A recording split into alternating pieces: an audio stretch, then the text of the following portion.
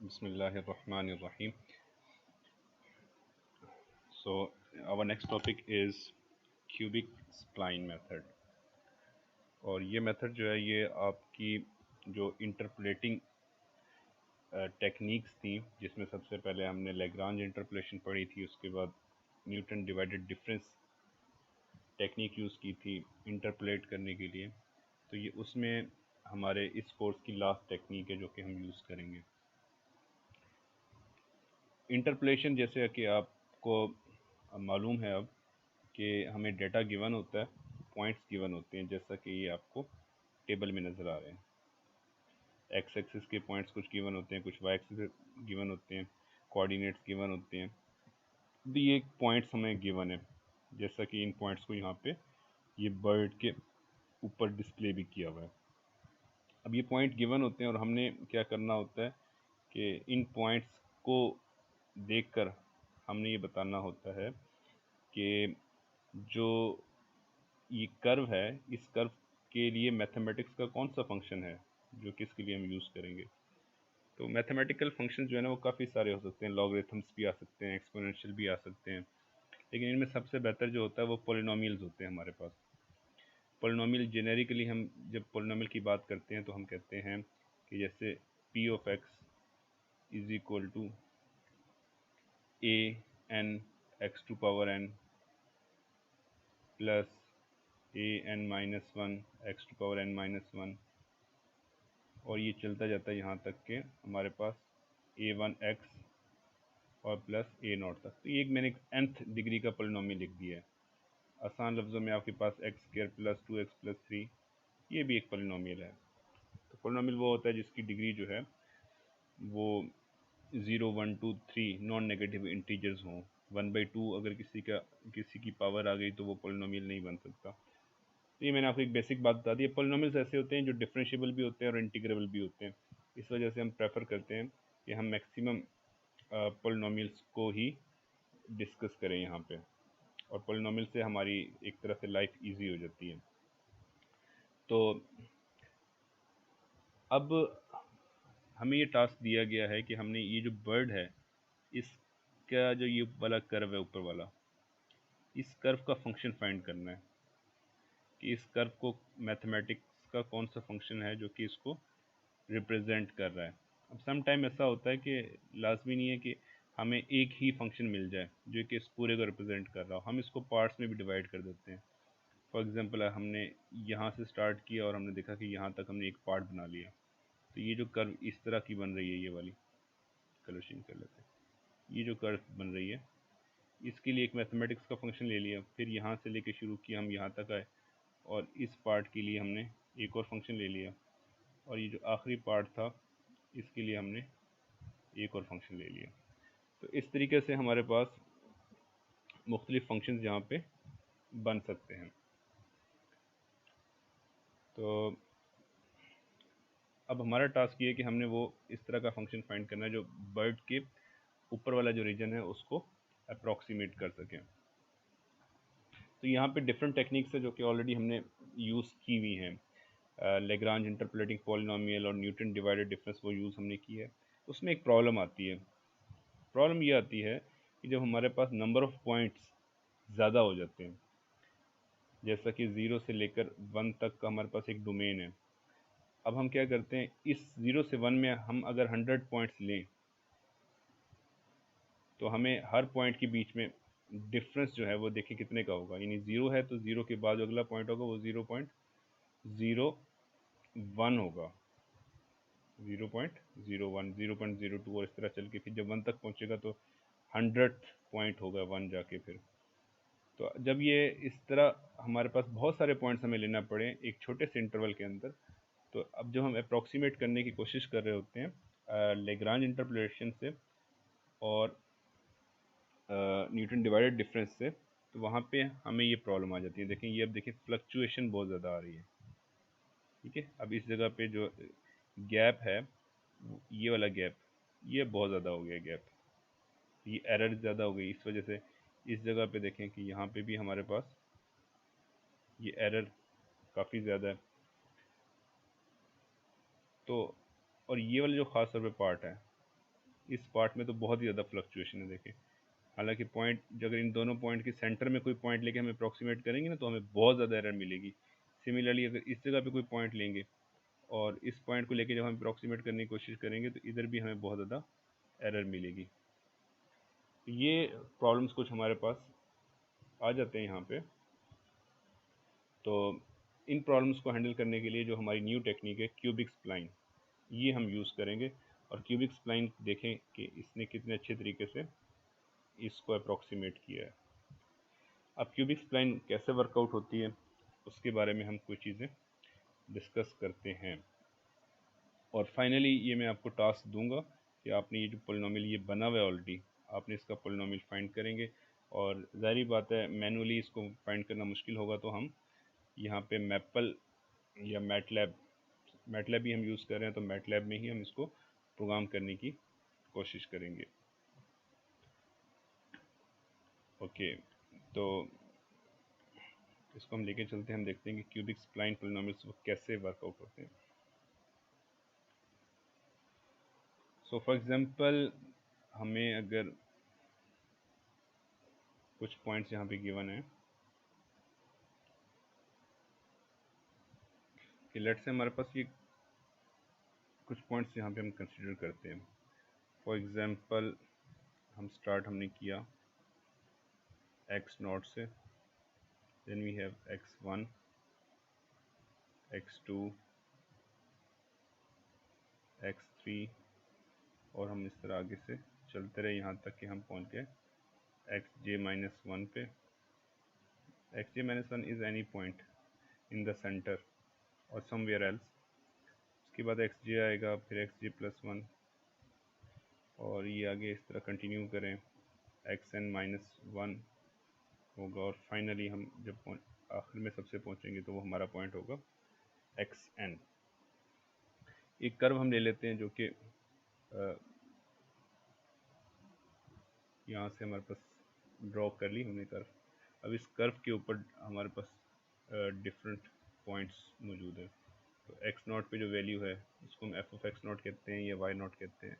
इसी तरह x1 पे एक वैल्यू है हमारे पास f(x1), x2 पे, x3 पे, xj-1, xj पे, xj+1 पे, xn-1 पे और xn पे। तो ये डिफरेंट वैल्यूज़ हमारे पास होती है। तो क्यूबिक स्प्लाइन के अंदर जो हमारा मेन टास्क होता है वो ये होता है कि हम हर दो पॉइंट के बीच में जो ये कर्व बनी हुई है इस कर्व को एक पोलिनोमियल से अप्रॉक्सीमेट करते हैं। फॉर एग्जांपल इस पोलिनोमियल को मैं बोलता हूँ s0 ऑफ x। अब s0 ऑफ x जो है ये x0 और x1 इस पोलिनोमियल को सिर्फ और सिर्फ इस रीजन के अंदर अप्रॉक्सीमेट कर रही है, x0 और x1। अच्छा, मैं इसको थोड़ा सा फासले में रखता हूँ ताकि मैंने कुछ और भी शायद लिखना पड़े यहाँ पे। ये जो x है ये बेसिकली बिलोंग कर रहा है x0 और x1 इस रीजन के अंदर बिलोंग कर रहा है। सिमिलरली यहाँ पे s1 हम ले सकते हैं, s1 ऑफ x। अब s1 ऑफ x जो है ये x1 और x2 रीजन में बिलोंग कर रहा है। तो कहने का मतलब ये है कि हर दो पॉइंट के बिटवीन जो हमारे पास सब इंटरवल बनेगा, इस इंटरवल के लिए हम एक अलग से पोलिनोमियल उठाते हैं। पहले तो हम कंप्लीट डोमेन का पोलिनोमियल होता था ना, x0 से लेकर xn तक। अब ऐसा नहीं है, अब हर दो पॉइंट के बिटवीन एक अलग से पोलिनोमियल होगा। इन सब पोलिनोमियल को जब इकट्ठा करेंगे तो इस पूरी कर्व का पोलिनोमियल बनेगा। इसी तरह अब देखें ये x0 से x1 था, तो ये पोलिनोमियल की जो हमने इंडेक्सिंग की है ना, ये इससे पहले वाले से रेलिवेंट है, ये 0 0। तो जैसे s1 है तो ये भी s1 आएगा। तो अब यहाँ पे मुझे आसानी हो जाएगी इससे याद रखने में कि अब जो मैंने s रखना है तो इसकी बेस क्या रखूँगा, ये s xj-1 और xj पे बेस कर रहा है, यानी यहाँ पे जो x बिलोंग करेगा वो xj-1 और xj यहाँ पे बिलोंग करेगा। तो इसका मतलब ये हुआ कि अब यहाँ पे जो बेस होगी वो j-1 ऑफ x होगा। ये हमने इंडेक्सिंग इस तरह से की हुई है ताकि हमारी इंडेक्सिंग यूनिफॉर्म रहे हर जगह। सिमिलरली अगला जो होगा वो एस जी ऑफ एक्स होगा। और यहाँ पे हम एक और आखिरी भी लिख लेते हैं, इसको बोलेंगे s minus one of x। तो हमारे पास ये पोलिनोमियल इस तरह से मूव करेंगे, ये होगा एस जे ऑफ एक्स, यहाँ पे x बिलोंग करेगा x j into x j plus one तक, और जो आखिरी यहाँ पे आएगा वो आएगा s n minus one of x, और यहाँ पे जो इसका इंटरवल बनेगा वो बनेगा एक्स एन माइनस वन से लेकर एक्स एन तक। ये हमारे पास number of polynomials, possible polynomials हैं। अगर यहाँ पे अगर आप गौर करें कि n अगर आपके पास 2 आ जाए, n2 का मतलब क्या होगा कि हमने x0 से स्टार्ट किया, ये x1 आ गया और ये x2 आ गया। जब n की वैल्यू 2 होगी तो यहाँ पे देखें n की वैल्यू 2 रखें तो ये क्या हो जाएगा sn माइनस वन, यानी 2 माइनस वन, और 2 माइनस वन होता है तो s1 तक आ जाएगा। तो इस केस में हमारे पास s1 होगा और ज़ाहिर बात है इससे ऊपर s0 होगा। तो सिर्फ और सिर्फ दो पॉलिनोमियल्स हमारे पास बनेंगे, एक यहाँ से लेकर यहाँ तक के कर्व के लिए s0 आ जाएगा, और यहाँ से लेकर यहाँ तक जो कर्व होगी उसके लिए s1 हमारे पास पॉलिनोमियल आ जाएगा। अच्छा जी,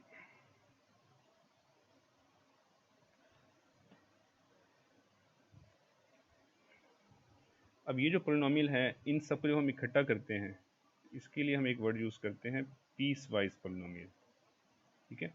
और इस सब को मिलाकर हम बोलेंगे एस ऑफ एक्स। तो s of x is equal to the combination of all these polynomials.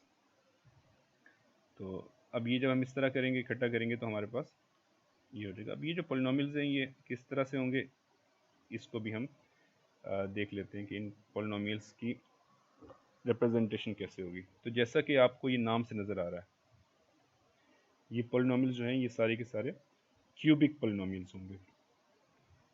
और क्यूबिक पॉलिनोमियल्स का मतलब क्या होता है कि इनकी डिग्री जो है वो 3 होगी। अब फॉर एग्जांपल अगर यहाँ पे एक पॉलिनोमियल लिया जाए तो वो हमें इस तरह से लेना पड़ेगा कि जो एस नॉट ऑफ एक्स वाला होगा वो होगा a naught plus b naught x minus x naught plus c naught x minus x naught का square plus d naught x minus x naught का क्यूब। तो ये देखिए क्यूबिक पॉलिनोमियल हो गया इसमें, और पहली ही जो पॉलिनोमियल है इसके अंदर ये 4 अननोन है, a naught, b naught, c naught and d naught. इसी तरह जो अगला पॉलिनोमियल होगा वो होगा a one plus b one x minus x one plus c one x minus x one का square plus d one x minus x one का cube. तो ये पॉलिनोमियल्स हमारे पास इस तरह से बनते चले जाएंगे। अगर मैं एस जे माइनस वन का पॉलिनोमियल लिखूं तो वो हो जाएगा जी ए नॉट प्लस सॉरी यहाँ पे ए नॉट कैसे आएगा, ए नॉट नहीं आएगा, यहाँ पे आएगा a j minus one plus b j minus one x minus x j minus one plus c j minus one x minus x j minus one का square plus d j minus one x minus x j का cube.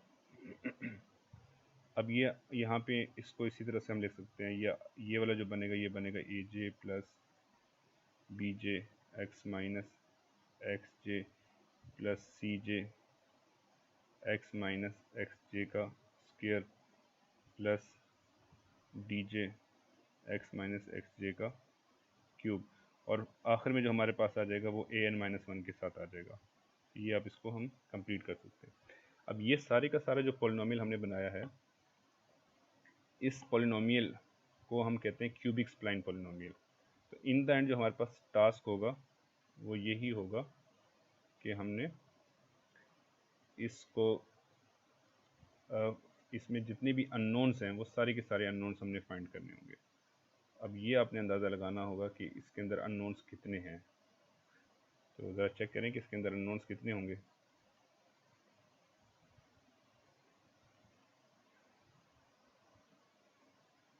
इसके अंदर अब बेटा जो unknowns होंगे हमारे पास, इसको थोड़ा मैंने स्मॉल कर दिया ताकि ये हमारे पास स्पेस थोड़ी सी और इंक्रीज़ हो जाए। अब अननोन्स हमारे पास अगर n पॉलिनोमियल्स हैं हमारे पास, तो देखें टोटल इक्वेशंस जो बनेंगी वो भी n ही बनेगी, क्योंकि आपने ज़ीरो से स्टार्ट किया हुआ है, 0 1 2 अप टू n-1 तक जा रहे हैं ना। तो ज़ीरो अगर ऐड कर लेंगे तो टोटल n इक्वेशंस बनेंगी, और हर इक्वेशन के अंदर 4 अननोन्स हैं। इसका मतलब है 4n जो है हमारे पास वो अननोन्स होंगे इनमें। ठीक है, अगर n की वैल्यू मिसाल के तौर पे हम 2 रखते हैं, इसका मतलब है 8 अननोन्स होंगे हमारे पास। ठीक है, ये आपने एक छोटा सा फार्मूला है जिस ये याद रखना है। तो n इक्वल 2 के लिए हमें 8 अननोन्स फाइंड करने पड़ेंगे। तो 8 सिस्टम ऑफ इक्वेशंस हमारे पास आएंगी इस केस में, और इसको हम कैसे आगे लेकर चलेंगे, तो ये चीज़ भी हम आगे चल के देखते हैं। तो दोबारा से हम जाते हैं, हमारे पास ये एक इक्वेशन थी s of x, piecewise equation है, और इसके अंदर सारे के सारे जो पॉलिनोमियल्स हैं ये क्यूबिक पॉलिनोमियल्स हैं, और हर पॉलिनोमियल जो है वो हर इंटरवल को रिप्रेजेंट कर रहा है।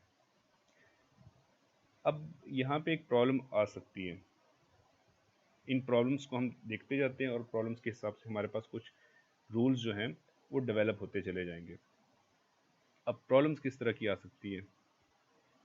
पहली प्रॉब्लम्स तो हमारे पास ये आ सकती है कि ये जो पीस वाइज पॉलिनोमियल्स हैं ये कनेक्टेड होने चाहिए आपस में। अगर ये कनेक्टेड नहीं है तो हम इनको इंटीग्रेट और डिफरेंशिएट कैसे कर सकते हैं? फॉर एग्जांपल, ये जो पॉलिनोमियल है ये कर्व इस तरह से जा रहा है, x0 के ऊपर तो ये पॉइंट आ गया। अब x1 के ऊपर जब ये पहुंचा तो ये यहाँ पे क्लोज हो गया, लेकिन ये दूसरा कर्व है, पॉसिबल है कि दूसरा कर्व यहाँ से शुरू हो रहा हो और यहाँ पे जाके ख़त्म हो रहा हो। अगर ऐसी सूरत हाल होगी तो हमारे लिए फिर प्रॉब्लम यहाँ पे क्रिएट हो सकती है। तो इस बात को इंश्योर करने के लिए कि पहला कर्व जिस जगह पे ख़त्म हो रहा है उसी जगह से दूसरा कर्व शुरू हो रहा हो, तो हमें ये देखना पड़ेगा कि एस नॉट ऑफ एक्स, यानी फंक्शनल वैल्यू, ये बेसिकली फंक्शनल वैल्यू है ना इस पॉइंट पे, कि एस नॉट ऑफ एक्स 1, इस x1 के ऊपर जो ये वैल्यू आ रही है यही वैल्यू आनी चाहिए s1 की x1 पे, कि s1 और s0 में ये दोनों ये पॉइंट कॉमन है। तो x1 के ऊपर जो वैल्यू s0 की आ रही है वही वैल्यू अगर s1 की आएगी तो अब ये वाला फ़र्क ख़त्म हो जाएगा। अब अगर ऐसी सूरत हाल होगी तो जहाँ पे ये कर्व ख़त्म हो रहा है अगला कर्व यहीं से उठाएगा, क्योंकि ये जो फंक्शनल वैल्यू है ये दोनों पे बराबर आ रही है। तो ये हमें हर एक के अंदर इंश्योर करना पड़ेगा इस बात को। ठीक है, तो जब ये बात हर जगह पे इंश्योर करेंगे तो हम एक जनरल ले लेते हैं, एक्स एस जे ले लेते हैं यहाँ पे। तो इस केस के अंदर जो हमारे पास पहला रूल यहाँ पे बनेगा वो मैं यहाँ पे लिख देता हूँ, जो हमारे पास फर्स्ट रूल बन रहा है। सॉरी, ये हमारे पास थोड़ा सेकंड होगा, फर्स्ट में आपको बताता हूँ एक और होगा वो रूल ये होगा कि एस जे -1 है ना, ये देखें एस जे -1, यहाँ पे पहले मैं लिख देता हूँ s j -1 at x j, ये सेंट्रल पॉइंट आ गया हमारे पास, at x j it should be equal to s j की जो इस पे वैल्यू आ रही है एक्स जे पे। ठीक है, ये दोनों जो पड़ोसी वाले पॉलिनोमियल्स हैं इनकी जो कॉमन दीवार है, इस कॉमन दीवार पे दोनों की वैल्यू बराबर होनी चाहिए। अगर इन दोनों की वैल्यू बराबर नहीं है तो फिर यहाँ पे प्रॉब्लम हो जाएगी कि एक कर्व जो है वो कोई नीचे है आ रही है, दूसरी कर्व ऊपर से शुरू हो रही है, तो इस केस में हमारे पास ये इशू हो सकता है। तो इसको हमने कवर अप इस तरह किया कि हमने इन दोनों को बराबर रख लिया। तो ये हमारे पास जी पहला दूसरा बना। बेसिकली मैं आपको पहला इसकी बात करता हूँ, x j is equal to s j into x j. अब जे की वैल्यू जो है हमारे पास, अगर मैं यहाँ पे जे की वैल्यू 0 रखता हूँ तो ये -1 हो जाएगा, तो मुझे -1 नहीं चाहिए, तो इसका मतलब जे की वैल्यू मुझे 1 रखनी पड़ेगी। ठीक है, तो जे की वैल्यू जब 1 रखूँगा तो ये s naught of x1 is equal to S1 of x1 हो जाएगा। तो ये मेरा पहले पॉलिनोमियल के लिए बात हो जाएगी। और जे की वैल्यू मुझे कहाँ तक लेकर जानी चाहिए, ये लेकर जानी चाहिए n तक। जब n रखूँगा तो Sn माइनस 1 हो जाएगा, यहाँ पे xn आ जाएगा। तो xn जो है वो तो सही लग रहा है आपको? क्या कहते हैं आप कि हमारे पास ये Sn माइनस 1 है, तो आगे Sn तो है नहीं ना हमारे पास, क्योंकि Sn अगर बनाएंगे तो उसके लिए हमें xn प्लस 1 चाहिए। तो xn प्लस 1 नहीं है, इसका मतलब है कि हम यहाँ पे n की वैल्यू n माइनस 1 रखेंगे, आखिरी जो वैल्यू होगी।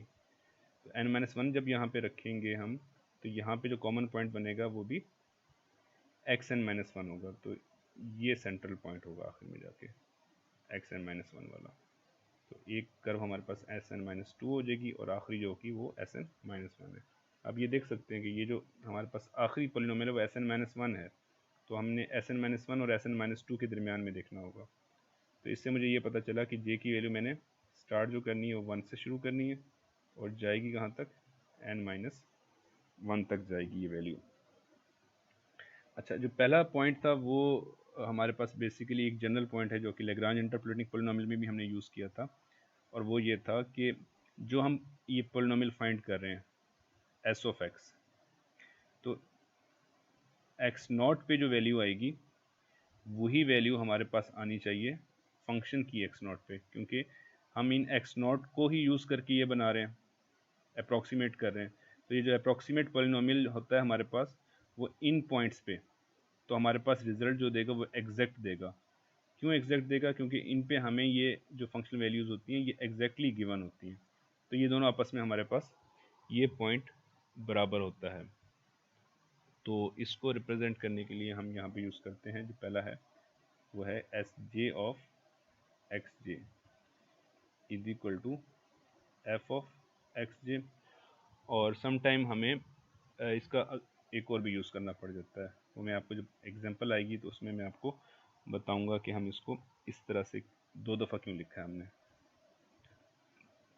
Is equal to f of x j plus 1, और यहाँ पे जो जे की वैल्यू है वो 0 से n माइनस 1 तक जाएगी।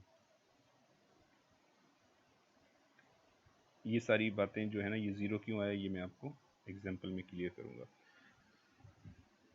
तो ये हमने ऑलरेडी लास्ट जो वीडियोस थी लैग्रांज और न्यूटन डिवाइडेड डिफरेंस की, उसमें हमने ये बात अच्छी तरीके से डिस्कस की हुई है। ओके, जो थर्ड है हमारे पास रिस्ट्रिक्शन वो ये हो सकती है कि अब ये जो हमने पॉलिनोमियल बनाया है, इस पॉलिनोमियल में एक प्रॉब्लम ये समटाइम्स आ जाता है कि यहाँ पे कॉर्नर बन जाते हैं। होता तो ऐसे ही है कि ये एक्स नॉट है हमारे पास और एक्स नॉट के ऊपर ये पॉइंट है और एक्स वन के ऊपर ये पॉइंट है। अब ये इधर से जाके अगर ऐसे मूव करता है, अब बात तो यहाँ पे ये वाली तो ठीक होगी कि जिस पॉइंट पे एक्स वन एस नॉट ने एंड किया है, एस वन ने उसी पॉइंट से आगे उठाया है। बात तो ये समझ में आ रही है कि है तो कनेक्टेड, लेकिन जब ये कॉर्नर बना तो इस कॉर्नर की वजह से हमारे पास डेरिवेटिव एग्जिस्ट नहीं करेगा कि लेफ्ट हैंड लिमिट इसकी और आएगी। लेफ्ट हैंड लिमिट कहेगी कि हमारे पास जो अगला पॉइंट है वो इसके हिसाब से चलेंगे तो वो यहाँ पे आएगा, और राइट हैंड लिमिट जो हमारे पास है वो कहेगी अगला पॉइंट यहाँ पे आ रहा है, क्योंकि ये इस तरफ को कर्व मूव कर रहा है, ये कर्व इस तरफ को मूव कर रहा है। तो ये लिमिट लेफ्ट और राइट लिमिट एग्जिस्ट नहीं करेगी, जिसकी वजह से हमारा यहाँ पे डेरिवेटिव एग्जिस्ट नहीं करेगा। तो इस चीज़ को ओवरकम करने के लिए हम वही काम करते हैं, हम ये कहते हैं कि जो कॉमन पॉइंट है इस पर डेरिवेटिव भी बराबर होना चाहिए। तो कॉमन पॉइंट था हमारे पास s j minus 1 at x j is equal to s j x j, और हमने क्या कहा, हमने कहा कि यहाँ पे डेरिवेटिव भी दोनों का जो है ये बराबर होना चाहिए। तो बाकी जे की वैल्यू हमारे पास सेम आ जाएगी, और इसी बात को हमने एक्सटेंड किया कि फर्स्ट स्मूथनेस बढ़ाने के लिए अब हमने कनेक्ट तो कर लिया कि जिस इस डेरिवेटिव से फ़ायदा ये होगा कि जिस स्लोप पे ये ख़त्म हुआ है उसी स्लोप से अगला कर्व शुरू होगा, क्योंकि हमने डेरिवेटिव बराबर कर दिया। डेरिवेटिव का मतलब ये हो गया इनके स्लोप्स बराबर हो गए। अब मज़ीद स्मूथनेस देने के लिए कर्व को, ताकि ये जो स्मूथनेस है कर्व की ये बरकरार रहे, उसके लिए हमने ये किया कि हमने इसका सेकंड डेरिवेटिव भी इक्वल कर दिया।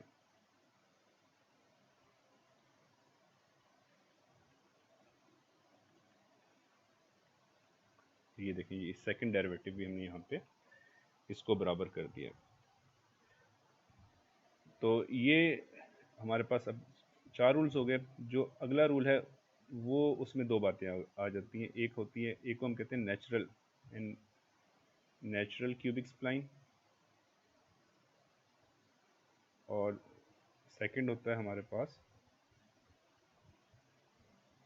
Clamped cubic spline.